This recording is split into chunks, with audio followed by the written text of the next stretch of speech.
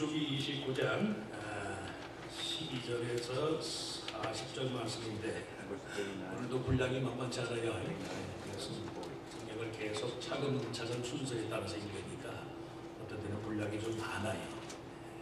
많은 건 좀 지나치지 하지 말고 또 많은 건 많은 대로 은혜가 있으니까 조금 힘들지만 뭐 이런 때 아니면 언제 또 성경을 크게 읽어보겠어요. 한번 조금 길지만 민수기 29장 12절에서 40절 말씀, 자, 한 목소리로 같이 읽겠습니다. 일곱째 달 15째 날에는 너희가 성회로 모일 것이요 아무 일도 하지 말 것이며 이래 동안 여호와 앞에 절기를 지킬 것이라. 너희 번제로 여호와께 향기로운 화제를 드리되 수송아지 13마리와 순양 2마리와 1년 된 순양 14마리를 다 흠없는 것으로 드릴 것이며 그 소재로는 고운 가루에 기름을 섞어서 수송아지 13마리에는 각기 10분의 3이요 순양 2마리에는 각기 10분의 2요 어린 양 14마리에는 각기 10분의 1을 드릴 것이며 상번제와 그 소제와 그 전제 외에 순염소 1마리를 속죄제로 드릴 것이니라. 둘째 날에는 수송아지 12마리와 순양 2마리와 1년 되고 흠없는 순양 14마리를 드릴 것이며 그 소제와 전제는 수송아지와 순양과 어린 양의 수요를 따라서 규례대로 할 것이며 상번제와 그 소제와 그 전제 외에 순염소 1마리를 속죄제로 드릴 것이니라. 셋째 날에는 수송아지 11마리와 순양 2마리와 1년 되고 흠없는 순양 14마리를 드릴 것이며 그 소제와 전제는 수송아지와 순양과 어린 양의 수요를 따라서 규례대로 할 것이며 상번제와 그 소제와 그 전제 외에 순염소 1마리를 속죄제로 드릴 것이니라.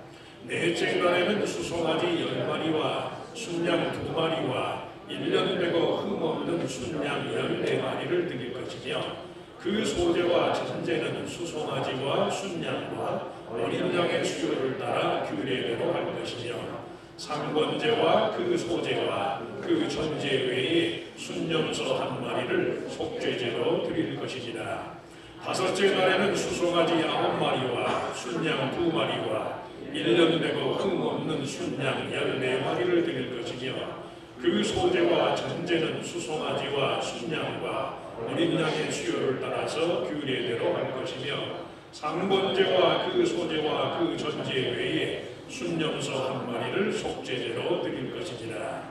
여섯째 날에는 수송아지 8마리와 순양 2마리와 1년 되고 흠없는 순양 14마리를 드릴 것이며 그 소제와 전제는 수송아지와 순양과 어린 양의 수요를 따라서 규례대로 할 것이며 상번제와 그 소제와 그 전제 외에 순염소 1마리를 속죄제로 드릴 것이니라.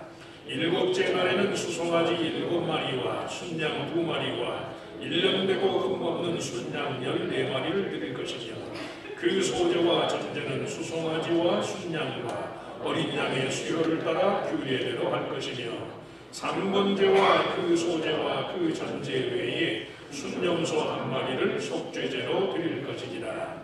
여덟째 날에는 장엄한 대회로 모일 것이요 아무 일도 하지 말 것이며 번제로 여호와께 향기로운 화제를 드리되 수송아지 1마리와 순양 1마리와 1년 되고 흠없는 순양 7마리를 드릴 것이며 그 소제와 전제는 수송아지와 순양과 어린 양의 수요를 따라 규례대로 할 것이며 상번제와 그 소제와 그 전제 외에 순염소 1마리를 속죄제로 드릴 것이니라.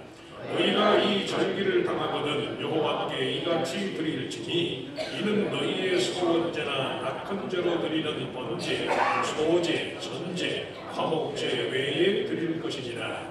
모세가 여호와께서 모세에게 명령하신 모든 일을 이스라엘 자손에게 말하니라. 아멘. 수고하셨어요. 찬양대 특별 찬양.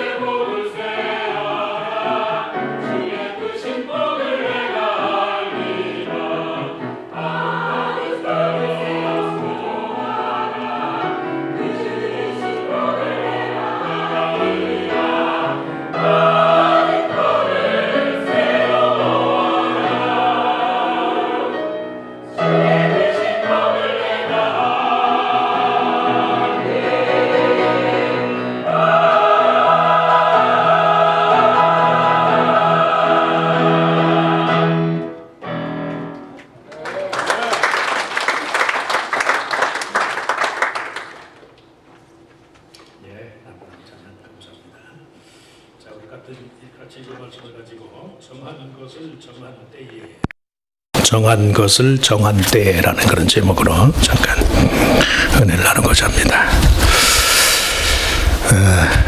익히 하시는 말이지만 시간의 흐름을 우리가 물의 흐름에다 비유한 속담 가운데 사람은 같은 강물에 두 번 발을 담글 수 없다. 헬라의 헤라클리토스라는 철학자가 말한 사람은 같은 강물에 두 번 발을 담글 수 없다. 이 말이 여러 가지 관점에서 이 말의 의미가 이해가 되는데 오늘 설교 말씀의 의미와 관련해서 정해진 시간의 의미와 가치를 우리가 바로 알지 못하면 인간은 평생 같은 물에 두 번 발을 담그지 못하는 것과 같은 아쉬움으로 점철된 삶을 살게 된다. 뭐든지 정한 때가 있거든요. 그 때를 지나치면 그 효용성이, 가치가 무산돼 버리는 그런 경우가 많아요. 사랑한다고 말해야 할 때 사랑한다고 말하시길 축원합니다. 뭔 말인지 모르시나? 사랑한다고 말해야 될 때가 있거든요. 하시라고. 한번 해보세요.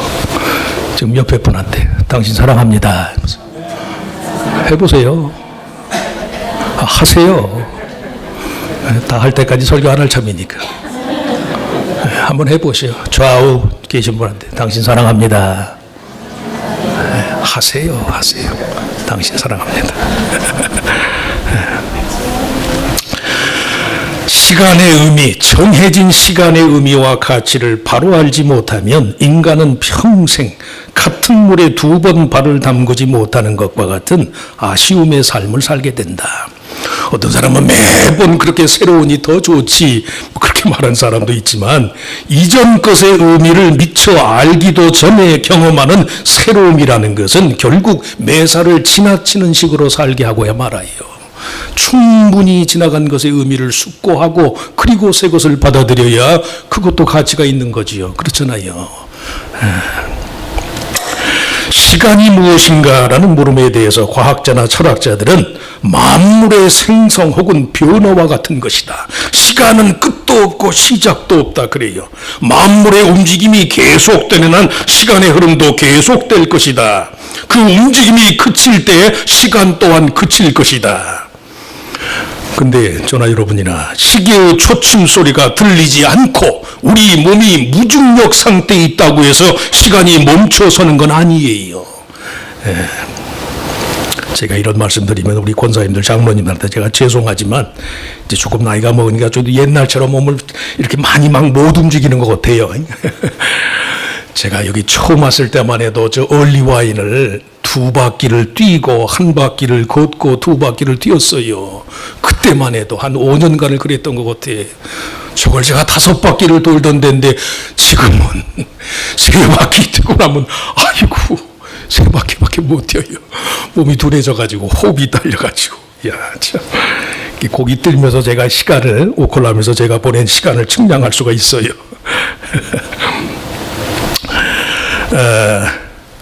그제 신문에 보니까 잠 못 드는 조부모 가설 그런 이론이 있어요. 할아버지들이 새벽 잠이 없어진 이유.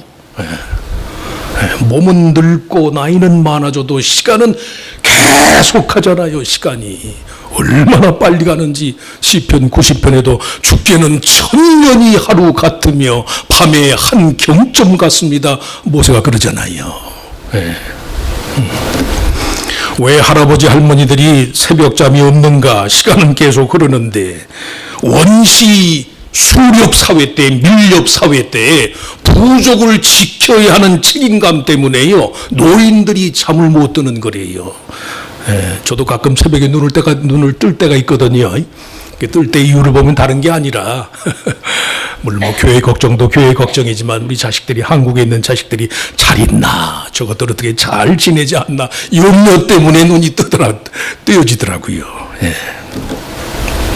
무제한적이거나 무목적적으로 흐르는 시간은 없어요. 오히려 시간은 창조주 하나님에서 시작됐고 그로 말미암아 끝나는 거예요. 시간이 시작이 있고 끝이 있음을 알고 매사에 정해진 시간이 있을 뿐이고 정해진 분량만큼의 시간을 사는 동안 정해진 목적과 의미를 위해서 살아야 한다는 사실을 인식할 때요, 우리의 삶의 가치가 극대화돼요. 언젠가는 전화주문이나 끝날 참이잖아요. 끝날 인생이니까 어떻게 해요? 잘 사셔야지요. 한 번, 두 번 반복해서 안 되면 다음에 살지. 그러면 모르지만, 뻔한 이야기지만, 인생이 한 번이잖아요. 한 번. 하나님에 의해서 시작된 시간이 있고, 이 시간이 하나님에 의해서 끝날 것이라는 시간의 시작과 끝이 있음을 알 때, 그 정해진 시간 동안 최선의 가치를 추구하는 삶을 살게 된다는 말씀이에요. 그래서 오늘 말씀의 제목과 같이 적절한 일을 적절할 때 하지 않으면요, 아무것도 적절한 것이 못 돼요. 말이 조금 어렵지만, 정해진 시간에 정해진 일을 하지 않으면 아무것도 할 수가 없다는 말씀이에요. 처음 말씀한 것처럼 좋은 것도 때가 있다니까요. 때가. 젊어서는 제가 저희 집 사람한테 당신 사랑해 그러면 아주 사람이 뿅 갔거든요. 지금은 좋아해 그러면 어디 아파?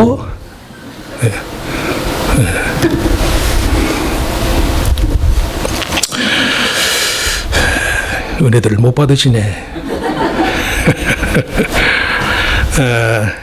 조금 좀 아픈 이야기긴 한데 그 영화로도 만들어졌어요. 뱅뱅 클럽이라는 한 20년 된 영화인데 그 케빈 카터라는 1994년 퓰리처상을 받은, 사실은 좀 사진이 너무 좀 의미가 좀 뭐라 그럴까요, 비극적이어서 뭐 공개된 거긴 하지만 사람들이 그 이미지를 떠올리기가 좀 뭐하긴 한데, 이 케빈 카터가 남아프리카 공화국 출신의 저널리스트. 1993년에 수단을 갔다가 아마 사진들 언제 한번 보셨을 거예요. 수단에 있는 한 어린아이가 소녀 3살이나 됐으려나 4살이나 됐으려나 먹을 게 없으니까 그 먹을 거를 구하는 데를 기어가는 거예요. 한 수백 미터 떨어진 그 음식물을 나눠주는. 그동안에 뒤에 사진에 보면 독수리가 있죠. 독수리가. 그 아이의 운명이 그 다음에 어떻게 됐는지는 아무도 몰라요. 근데 케빈 카터라는 이 저널리스트가 그곳을 지나가다가 10m 전방에서 저 사진을 찍었어요. 조금 좀 비극적이고 좀 극단적인 얘기긴 한데, 그 사진으로 94년에 퓰리처 보도 부문의 다큐멘터리 사진 작품상을 받았어요. 그리고 그해 가을에 자살로 목숨을 끊었어. 그의 유서에 I am really sorry. The pain of life overrides the joy to the point that joy does not exist. I am depressed. I am haunted by the vivid memories of killing and corpses. corpses는 시체를 말해요. And anger and pain of starving or wounded children. 10m 전방에서 그 굶어 죽어가는 아이의 사진을 찍어서 그 사진으로 세계에 타분됐어요. 기자로서 최고의 명예인 퓰리처상을 받았으니까. 그런데 이 기자의 딜레마는 사진을 찍기는 하였지만 그 아이를 구하지 못한 거예요. 전염병 때문에 10m 이상 다가가질 못해요. 전염병 때문에. 그래서 세계 최고의 상은 받았지만 그의 가을에 자살로 끝났어요. 자살로.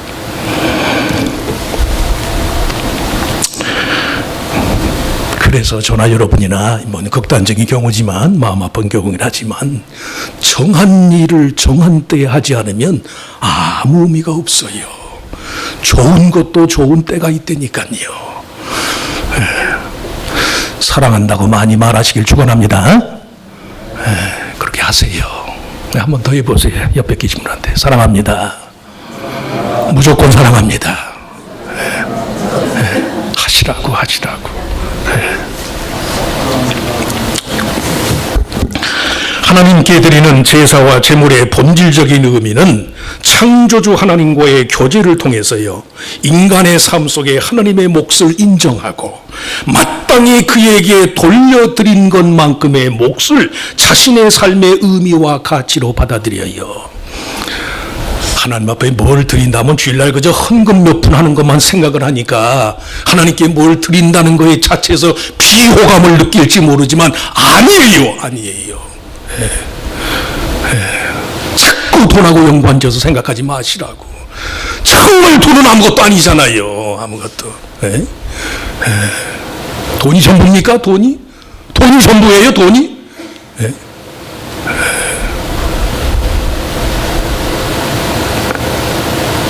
제사에 관한 모든 성경의 규정은 당신 돈 내시오. 아니에요.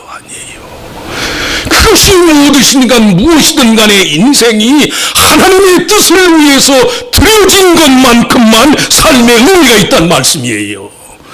상을 받으면 뭐하나요? 세계 최고의 영예를 누리면 뭐하나요? 10m 전방에서 그 사진을 찍어서 자기는 보도 부분에 탑을 차지했지만 그 아이는 죽었는데 인생이 모순될 때가 많잖아요. 말 한마디 그렇게 해서는 안 되는 거거든. 어디 숫자 몇 가지 돈 몇 푼 가지고 그러나요? 아니에요.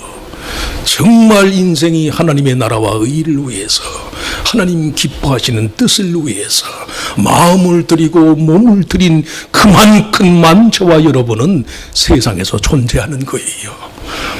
조금 까다롭지만 믿으시면 아멘. 아멘 하시길 축원합니다. 인간 속에 영원을 사모하는 마음을 주신 이상 사람은 다만 하나님과의 교제의 기쁨 속에서만 참된 삶의 가치와 보람을 누리는 것이다. 문제는 다시 말씀하지만 정한 것을 정한 시간에 드릴 줄 아는가? 정한 것을 정한 시간에 드릴 줄 아는가? 그 여부에 있어요. 민수기 28장 29장 전체에 걸쳐서 각종 절기별 시간별 제사의 규례를 적용하는 이유가 바로 여기에 있어요. 대기하며 섬기는 자들로서의 삶의 의미와 되는 대로 그저 해치우기만 하면 그만이라는 식의 이런 삶의 의미가 같을 수 없다는 말씀이에요. 민수기 29장에 언급된 7월 밀수확기의 3대 절기, 나팔절을 지켜라, 속죄를 지켜라, 그리고 오늘 말씀에 초막절을 지켜라. 이때가 사실은 이스라엘 백성이 가장 바쁠 때거든요. 7째 달 15째 날에는 너희가 성회로 모일 것이요 아무 일도 하지 말 것이며 이래 동안 여호와 앞에 절기를 지켜라. 삶 자체, 시간 자체에 대한 하나님 편의 이해를 갖지 않고서는 불가능해요. 이때가 제일 바쁜 때인데 일하지 말라니요. 일주일 동안을 하나님 앞에 제사를 드리면서 시간을 보내라니요. 첫 번째 의미는 창조주 하나님의 신적인 질서가 믿는 자들의 삶 속에 성취되어야 한다. 창조의 질서가 믿는 자의 삶 속에 성취되어야 한다. 그런 의미예요. 제사와 제물에 관한 성경의 모든 규례의 취지는 그 백성의 삶 속에서 하나님의 질서와 균형을 이루기 위함이에요. 인간 본인의 욕망이 끝없이 이어지는 이 땅의 삶에서 인생은 결국 무질서와 혼돈을 경험할 수밖에 없어요. 여러 번 그런 말씀해요. 컵에다가 물 한 컵 띄워놓고 하루만 지나보시라고. 요새 같은 여름엔 마셨다는 큰일 나지요. 자연 그대로 있으면 편할지 모르지만 교회 좀 나갔더니 목사가 간섭하고 교회 나오라고 전화하고 미국까지 와서 내가 이렇게 매이는가? 안 매이고 한번 인생 살아보세요. 그 전국이 어떤지 경험하신 분들은 경험하셨을 거예요. 하나님에 의해서 창조되고 주관되는 영적인 세계의 질서와 법칙을 따르는 삶을 살아갈 때 창조의 질서가 인생의 삶에 성취될 따라야만 우리가 우리 스스로를 보호할 수 있다니까요. 사실 이 말씀을 하는 실제로 고대 중문동 사회에 가난한 여러 부족들마다 여름 농번기를 지나고 나면 수확기를 맞는 기간 내내 신전에서 종교의 힘으로요, 종교의 이름으로 제사 행위를 빙장한 온갖 주연과 혼음이 행해졌어요. 왜 하나님이 인생의 가장 바쁜 절기에 그 몸과 시간을 하나님 앞에 드리라고 말씀했을까? 초막절에 관한 오늘 본문의 교훈에 따르면 이스라엘은 초막에 거하면서 세상의 안락과는 다른 창조주 하나님 편의 의와 성령의 원리를 따라서 살아야 할 자들이다. 그래서 하나님이 초막절을 일주일 동안이나 지키라고 말씀했다니까요. 레위기에 설명해 보면 그때는 전부 자기 집 앞에다가 지푸라기로 집을 만들어서, 지금도 정통 유대인들 중에는 일주일 그렇게 즐기는 사람들이 많아요. 집은 뭐 호화 맨션에다가 뭐 벤츠를 끌고 다니고 그럴지 모르지만 이때만큼은 하나님의 백성들이 하나님 앞에 와서요, 지푸라기로 집을 만들어 놓고 거기서 일주일 동안 요새식으로 말하자면 야영 캠프를 하는 마음으로 그렇게 이 절기를 보내요. 왜? 인생이 이 땅에서 아무리 많은 것을 누린다 할지라도 인생은 지푸라기와 같이 때가 되면 거두고 마눌, 말라지고 사라지고 말 것이 인생이다. 그래서 1년에 한 번 이스라엘 백성이 초막을 짓고 살도록 하나님이 말씀해요. 굳이 아무 노동도 하지 말라고 말씀한 이유는 세상적인 시간의 흐름과의 단절을 의미하는 거예요. 새로운 종류의 시간, 하나님의 자비와 은혜의 원리에 따라 움직이는 창조의 시간 속에서 삶을 살아라. 저나 여러분이나 바쁜 것의 의미와 이유가 달라져야 하겠다는 말씀이에요. 여러분, 이 말씀도 제가 여러 번 했어요. 저도 그렇고 아무리 바빠도 자기 하고 싶은 건 다 하잖아요. 다. 우리 오늘 배 집사님 못 오셨네. 지난주부터 배 집사님이 저희 골프 프라이빗 티처가 되셨는데, 우리 배 집사님은 가게 하면서 또 당신은 또 우체국 가서 야간 작업하고 얼마나 바빠요. 그런데도 남자지만 골프 모일 때는 다 가더라니까 어떻게 시간을 내는지. 좋으니까 어떻게 할 수 있나. 좋으니까. 하나님이 그렇게 좋으시길 축원합니다. 하나님, 내가 아무리 바빠도 하나님 앞에 나와서 전능하신 하나님의 이름을 부르고 내 삶의 의미와 가치를 하나님의 뜻에 맞추는 것에 나는 기쁩니다. 하나님, 이런 마음으로 사셔야 한다는 말씀이에요. 그게 우리가요, 몸은 세상에 살면서도 창조의 시간 속에서 사는 거예요. 주일 아침에 지금 이 시간만 해도요, 아마 들로 산으로 수영장으로 많이들 나가셨을 거예요. 근데 우리 교회 집사님들은 다 양심이 있고 신앙이 좋으니까 교회 와서 예배드리고 식사하시고 오후에 가잖아요. 아무 교회 집사님들은 아주 아침부터 가 있더라니까, 주일날 아침부터. 우리 교회는 한 사람도 그런 분이 없기를 축원합니다. 없어요. 우리 교회 집사님들은 전부 교회에 와서 예배드리고, 여자 집사님들이 차려진 점심 잘 먹고 목사의 축도 속에서, 그러니 골프에도 잘 맞지. 잘. 오클라호마에 1, 2, 3가 전부 우리 교회 있잖아요. 다. 제가 자랑 안 되니까. 나는 골프 못 쳐도 우리 교회 집사님들은 오클라호마 제일입니다. 그래요. 창조의 원리 속에서 하시길 축원합니다. 하나님이 내 주인입니다. 주일 아침 하나님 전에 나와서 일주일을 시작하는 첫 시간을 하나님께 드려서 일주일 내내 세상에 어둠이 있고 실망이 있어도 주일 아침 하나님을 뵀던 그분이 일주간의 내 삶을 지켜주실 줄 믿습니다. 둘째, 창조주 하나님의 원리 속에 살아가는 성도로서의 삶의 풍요함을 맛봐라. 하나님의 시간 속에서 살아가는 성도의 삶의 가장 중요한 특성은요, 삶 자체의 풍성함에 대한 깨달음이에요. 초막절을 지키는 일주일 내내 오늘 말씀해 보면 13마리에서 시작한 수송아지를 7마리에 달하기까지 70마리를 일주일 동안 하나님께 드려요. 1년 된 수양은 매일 14마리씩 또한 도합 98마리를 드려요. 이 제사가 전부 번제로 드리는 것이니까 이 많은 제물을 전부 불태워서 제를 만들어서 연기를 하나님께 드리는 거예요. 그 제사가 모두 화제라는 점을 감안한다면 그 많은 제물이 불태워 제가 되도록 해야만 한다는 말씀이에요. 초막절 일주일 동안의 수송아지 70마리는 7이 의미하는 창조의 법칙과 함께 70이라는 숫자가 의미하는 이 땅의 모든 나라와 족속들에 대한 하나님의 사랑. 이스라엘 사람들에게서 70은 세상의 숫자, 세상을 전부 합친 숫자가 70이에요. 70. 70마리의 제사를 드리면서 우리가 비록 보잘것없는 소수민족이지만 열방을 향해서 제사장 나라가 되어야 할 사람입니다. 세상의 모든 사람을 여호와 하나님의 이름으로 사랑해야 할 자들입니다. 이런 의미를 담고 있다니까요. 98마리의 수양은 신명기 28장에 보면 이스라엘이 하나님 앞에 불순종하면 하나님이 98가지의 저주를 받을 것이라고 신명기 28장에 나와요. 98가지 인생의 모든 저주에서 해방된 자들이 우리들입니다. 이 제사의 의미가 담고 있는 의미가 그렇다는 날, 그래서 성도가 신앙생활하면서 돈은 아무것도 아니라니까요. 돈은 돈 높음 때문에 뭐 교회가 어떠서 아니에요. 절대 숫자 노름에 빠지지 마시라고 오늘 아침에도 말씀했어요. 믿음은 누구 크기의 것입니다? 오늘 아침에 우리 배우신 분들, 믿음은 내 크기의 것이에요? 하나님 크기의 것이에요? 하나님 크기의 것이에요. 하나님의 크기에다 나를 맞추는 게 믿음이지, 내가 요만큼밖에 안 되니까 하나님 나를 맞춰주십시오, 그건 우상숭배니까. 오늘 아침 교재에서 생생하게 배우셨지요? 교회 예산을 세울 때도 금년엔 우리 형편이니까 우리 형편에 맞춥시다. 그건 우상이에요. 우상. 우리 형편이었지만 하나님, 우리 교회가 지역사에서 이런 일을 해야 되겠습니다, 하나님 이렇게 맞춰주시길 바랍니다. 믿고 나아가는 거예요. 믿고. 그러면 어떻게 해요? 하나님이 도와주시지요. 죽은 하나님 섬기는 게 아니라 사신 하나님을 예배한다면 그렇게 살아야죠. 왜 자꾸 자기에다 맞추나요?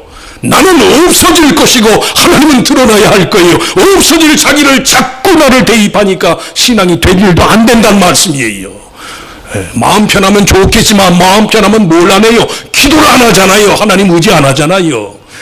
불편하고 괴로운 게 있어야 하나님 의지하지요. 그래야 하나님 만나지요.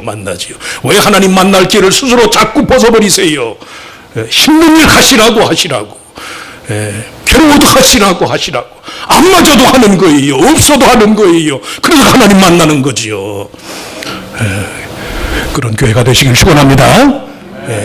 하나님 크기에 맞춰야지 왜 내게다 맞춰요?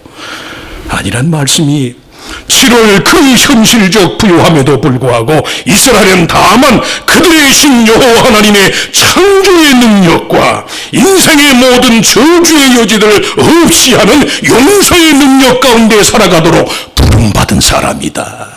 그래서 그 풍성한 재물을 하나님께 드리더라는 말씀이에요. 바쁘기만 한 세상살이 속에서 성도가 과연 무엇 때문에 바빠야 하는가? 초막에서 7일을 거하도록 하신 것은 초막과 같이 쓰러지고 없어지고 말 것이 인생이라는 사실을 알기 때문에. 그러니까 어떻게 해요? 여호와 하나님께 드리는 제사의 제물이 그렇게 풍족할 수밖에. 하나님의 창조주의 원리 속에 살아가는 성도로서 삶의 풍요로움을 맛보아라. 마지막 이 제사와 제물은 인생 자체의 존재와 비존재의 구분을 가능케 하는 것이다. 창조주 하나님 편에 새로운 존재의 의미를 가능케 하는 제사와 제물이 한결같이 속죄의 제사를 드리라고 말씀해요. 오늘 말씀에 계속해서 순염소 한 마리로 속죄의 제사를 드려라. 여기서 말하는 초막절에 드리는, 하나님께 드리는 제사의 제물의 속죄의 제사는 과연 무슨 죄 때문인가? 저나 여러분이나 망각의 죄 때문에. 무슨 죄 때문에요? 망각의 죄 때문에. 뭘 잊어버려요? 믿음이 은혜라는 걸 잊어버리니까. 나의 나됨이 하나님의 은혜입니다. 430년간의 애굽의 종살이에서 하나님이 저들을 출애굽했다는 건요, 이스라엘은 도저히 자기들의 힘과 공로로 자유인이 될 수 없음을 말해요. 그래서 여러 번 말씀하지만 이스라엘의 출애굽이 바울의 신약에서는 사도 바울이 원죄의 영향력으로부터 그리스도의 공로로 벗어나는 것을요 이스라엘의 출애굽의 유비로 설명을 해요. 우리 힘으로는 할 수 없는 걸 하나님이 하신 거예요. 나의 나됨이 하나님의 은혜라는 말씀이에요. 은혜. 인생 자체가 저나 여러분이나 흙으로 지음받은 피조물에 불과하다는 사실을 잊고 살아온 죄, 그리고 삶의 모든 의와 공로의 근거와 대상이 하나님뿐이라는 사실을 잊고 살아온 죄, 내가 이미 앞서 말씀한 것처럼 내가 너무 많이 살아있어서 전부 삶을 내 위주로 맞춰온 죄, 하나님의 은혜를 망각한 죄, 이 제사를 하나님께 드리는 거예요. 하나님께. 죄 중에 제일 큰 죄가요, 잘 들으시기 바랍니다. 죄 중에 제일 큰 죄가 은혜를 알지 못하는 죄예요. 은혜. 그 은혜도 모른다고 그러잖아요. 하나님도 마찬가지. 은혜를 모르는 죄가 제일 커요. 무슨 은혜예요? 나의 나됨이 하나님의 은혜라는 거. 의와 선 중에 가장 위대한 것이 은혜임을 아는 자각에서 비롯돼요. 전부 불에 타서 연기가 되고 말 70마리의 수송아지와 98마리의 순양을 일주일 내내 바치면서 그럼에도 불구하고 자신들을 향한 여호와 하나님의 은혜는 미처 다 갚을 길이 없습니다. 그걸 전 민족적으로 깨닫고 알게 되기를 바랬단 말씀이에요. 거듭 말씀이에요. 성도가 짓는 죄 중에 제일 큰 죄가 하나님의 은혜를 망각하는 죄예요. 자기는 하나님 앞에 은혜로 구원받아 놓고 다른 사람은 율법으로 구원받도록 강요하는 사람, 은혜를 모르는 거예요. 하나님은 분명히 내 죄를 용서했는데 자기가 모의인이랍시고 죄의식을 갖고 하나님 앞에 나는 항상 죄, 물론 그래야지요. 그러나 하나님이 주시는 은혜의 가치를 능가할 정도로 죄의식을 갖는 건 교만이거든, 교만. 하나님은 용서했는데 자기가 자기를 용서하네. 그리고 항상 그런 게 의인인 것처럼 살아. 천만의 말씀이.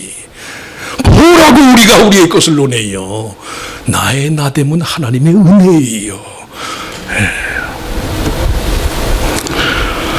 아무 때나 먹는 게 밥이 아니. 배를 채우기 위해서라면 제 시간에 한국 사람처럼 세 끼 밥을 먹어야 할 이유도 없어요. 정한 것을 정한 시간에 드릴 줄 아는 것이 그게 인생의 의미고 목적이라는 말씀이. 유대인의 자문집인 탈무드에 보면 사람의 발을 움직이는 것이 그의 배다. 발을 움직이는 것이 그의 배다. 그런 말이 있어요. 그걸 응용하면 성전이 있을 동안에는 성전의 제단이 이스라엘을 속량하지만 이제는 그의 식탁이 저들을 구원할 것이다. 그의 식탁이 저들을 구원할 것이다. 무엇을 먹고 누구 위주로 먹고 은혜를 알면서 먹는지 안 먹는지 그게 그 사람의 영혼의 구원을 좌우할 정도라니까요. 정성껏 준비하고 대기하였다가 드리는 식사와 같이 저나 여러분이 매사에 하나님의 나라와 의를 그런 마음가짐으로 찾고 구해야 할 노릇이. 이것도 역시 유대인의 잠언집에 하나님은 결코 준비되지 않은 식탁에 앉는 법이 없다.